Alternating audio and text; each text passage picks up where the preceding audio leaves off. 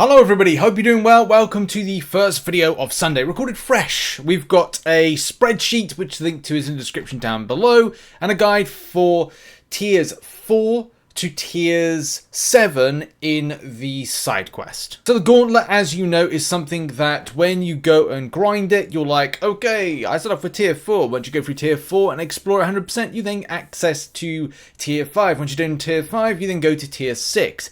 In theory, there may be a balancing off point where one specific tier is the only tier that you may be at a certain level you can do. So you might be as strong enough to go, I can do tier 5 for the entirety of the month. I might be strong enough or available only to do tier 6 for the remainder of the month.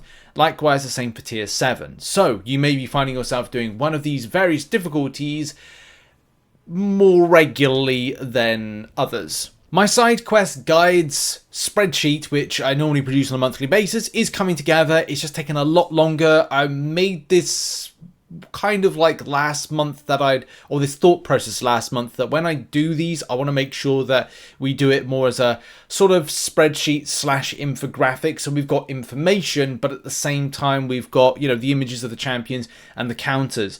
And, I think that people like this a lot more. I will be trying to do this more when it comes to the Thronebreaker guides, but unfortunately they do take a lot longer to do. But I think this the main thing is like putting out something for the community that you like. And I think you like this. I hope you like this. Give a thumbs up. Like the video if you like this. Also later on, we've got a tier 8 based guide, but I want to make this video and focus it on tier 4 to tier 7 because this is more for kind of like the lower end of the players in progression, and I'm sure a lot of people don't really need the tier 8 side of things because they're probably pros of the game, but I'm still doing it in any case because it's part of the spreadsheet. But you can check it out in the link in the description if you do not want to watch this video. But we're going to have a bit of footage hopefully on screen as I kind of go through each individual tier and break it down. So let's kick things off with tier 4. Tier 4 is going to be seeing you up against Juggernaut, against Nick Fury, against Storm, and then finally against Hulk. This particular quest, as it kind of goes on, is the earliest and easiest start that you might kind of find with it. And I would say there's a good amount when it comes to counters. Depending on how you want to rock the rest of the kind of grind, I recommend the following. So when you first off starting off, Juggernaut's a pretty standard fight. If you want to go class advantage, you can do. If you do want to use suppression for any kind of unstoppable, again, personal choice. But a lot of this is any champs will do with this stuff. I do find that towards the end, depending if you've got debuff immunity, you may want to put on your team a Magneto with a parry passive, the pre-fight that the champion gets. You only get 3 champions to use, so it's a case of like just use what you feel is going to be better for this. Archangel can look to clear at least 2 fights, so you may want to put him in your team, down to personal preference if you have the champion. Don't undermine the prowess damage of the likes of Kitty Pryde. Kingpin can be used for several fights as well. Silk can be used for various fights as well. It's just down to like what you've got. If you don't like the passive unstoppable that you get from the likes of Hulk, then you could look to put a counter in for that one. But again, this is one of these situations of personal preference as to how you find you want to take it down. Nick Fury could take on a various amount of the champions. Nick Fury against Juggernaut, maybe. Nick Fury against Hulk at the end of it, putting that on your team. Apocalypse on the team. Again, down to personal interest, personal preference for that one, but it's a very straightforward tier 4. Now on to tier 5. Tier 5 is really interesting. For this particular one, you've got an interesting boss, and I keep using the word interesting. Interesting because of and we'll get to the boss in a minute, but armor ups and reflecting or giving you damage back. Really interesting for this tier 5. So first of all, you start against Invisible Woman. Invisible Woman will have a auto block type effect to her whenever you knock her down or do heavy. I think it's heavy attack, not knockdown. But that's something, again, that's going to be quite important as to, do you bring a miss counter? Is it important? Do you care about bringing a miss counter? You don't need it, but I thought about bringing Hercules for this. And I have to ask, thinking, well, you could use any champion really against this. But any auto block counter may be an option. It's up to you how you want to rotate around the champion. Do you want to trigger off that auto block type effect the champion will get? Do you care that much? You've also got a Cyclops. You've also got a Black Bot, and you finally ending up with Cyclops, with Colossus. So it could be a case you want to bring a tech-based champion, a tech-based interaction, an Apocalypse in some regard. Again, this is just down to like what you feel is going to be not stressful, but interesting to kind of counteract with it.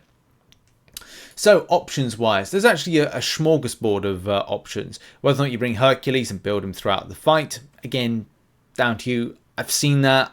I personally didn't go that route. No, actually, I did go that route. I don't know what I'm talking about. But then when it came to Cyclops, and the interesting thing in the purpose of, you know, powering through Nimrod, you know, maybe against the final boss, it's a bit of an iffy one because of the way that the champion has the armor up effect. So it's always a difficult one as to what is the best kind of option of choice.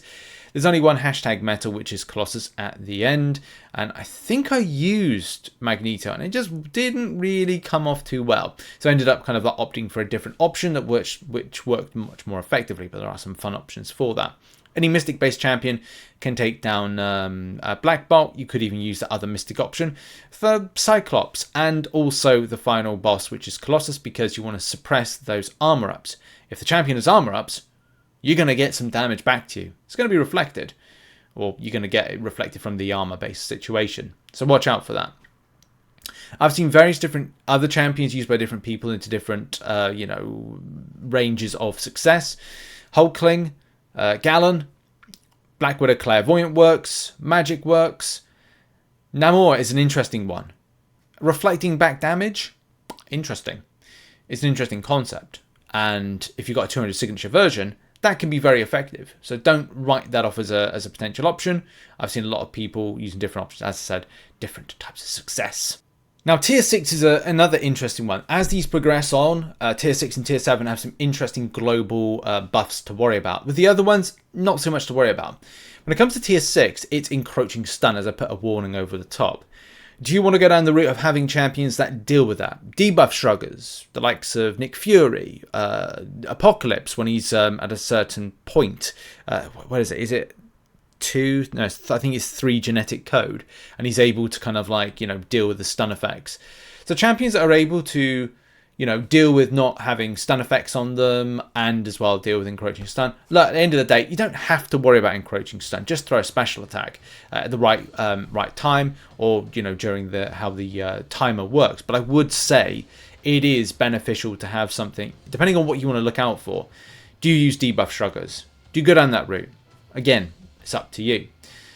So, dealing with some of the different champions, having the right team. Nick Fury clears a lot of this. So if you've got Nick Fury, he can be a great option, an asset for this. Falcon can be helpful depending on how you deal with Thing. And that's the thing. If you've got a bleeder, then that's all right. I would say it's up to you. Nick Fury was my kind of GOAT and MVP of this particular quest. Then you can bring in, there's 2 champions that are magnetic, metal orientated, which is Iron Man and Thor Ragnarok. So you could bring in a Magneto as a second champion, or go in a different route and go, okay, well, what you don't like about this could be that there's too much power that Thor Ragnarok has. So you may be like, okay, well, let's just do a power control champion and bring it in. Again, down to personal preference. It's up to you with that one. Okay, so here's where things get a little bit more interesting. And this is when we go to Tier 7. In Tier 7, you've got Professor X, you've got Scarlet Witch, you've got Red Hulk, you've got Iron Man Infinity War, and you've got Phoenix as your last champion for this one. If you've got Archangel, I think I used Archangel to clear at least 3 of those fights, 2 being the first 2, which is Professor X, Scarlet Witch, and then finally Phoenix. So that's one champion that I use for that. And yeah, so there's tons of options. Let's now go over them. So I've managed to find the time to build out a lot of this. I know we've had limited access to this, or depending if you've been smashing these mutant-based champions in Arena. But yeah, that's going to be down to that. You know, I don't know where people are up with that one. So yeah, Rising Sun. The reason we have to go a bit further into Rising Sun is that it is a bit of a frustration, and you can prep for it by going, okay, well, let's bring in champions that are non-buff champions. And that's what I've kind of like mentioned with this one.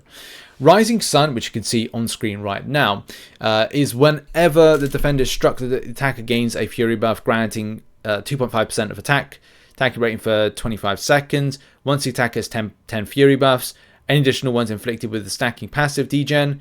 So if you do a heavy attack, you kind of remove them. I would say with this one, it depends what you like or dislike about this. Are you going to regularly throw heavy attacks? If you are, you don't need to worry about Rising Sun. But if you're looking to play champions a certain way, or kind of like you just want to play the mode hassle-free, then you may want to look towards champions that do not have buffs as part of their kit. And this is where some effective options really come in. Some of those effective options will be the likes of Titania, Spot, Cassie Lang, and Spider-Man 2099. Actually, Spot has the pre-fight, so that can help out a bit in a different direction when it comes to science-based champions getting non-buffs on them. So it's up to you how, again, you want to approach this. So I went through it and I didn't do that method. The other method is basically bringing in champions that, as part of their rotation, will quite literally be parry heavies or more regular parry heavies. It's easier said than done, especially when it comes to situations of taking on Iron Man Infinity War. But again, that's the point of going, okay, if we bring in a Magneto, a part of his kit is to parry heavy. Same thing with, or kind of like heavy attack is part of it. I mean, look, when Iron Man Infinity War goes to heavy attack you, he'll do that thing where it comes across the screen and then the final thing is like an uppercut. And a lot of the time, if you've got a quick bursting heavy attack, you're then able to throw that. So a lot of the time, you may want to play that a bit more cautiously and carefully, but of course there's tons of options to kind of like deal with this, whether or not you're taking on Hercules, and I've seen a lot of people use Hercules to clear the entirety of the quest. Again, down to personal preference with that, of who you're taking with the team. You could look to set up a team the likes of Hercules, Archangel, and something with a boss like Doctor Doom, for example. You could go a completely different direction. Again, up to you. You can even use Namor for a lot of this. If you're getting up to the point of degen, then you can literally reflect that damage back all the way. I'm not sure if Mr. Negative would kind of like interact with this. Maybe that's something I should have added to this, but then that's something we'll talk about in the next video, which is all about the Tier 8 Gauntlet. But yeah, there's tons of different options to take on this particular quest, depending on how you look at it. And also just like a lot of fun options as well. I've seen some really kind of like cool kind of interactions with here that people have done successfully. Cosmic Ghost Rider as well has been used against Red Hulk. So look, lots of different options here, and good luck in the grind for all these different tiers. As I said, spreadsheet link is in the description down below. Thank you very much for watching. Check out some other content which will be located on the screen, and I'm going to get to work with making the tier 8 video. I want to experiment with a team first and get some footage beforehand, so look out for that. Cheers everybody, have a great day, bye bye.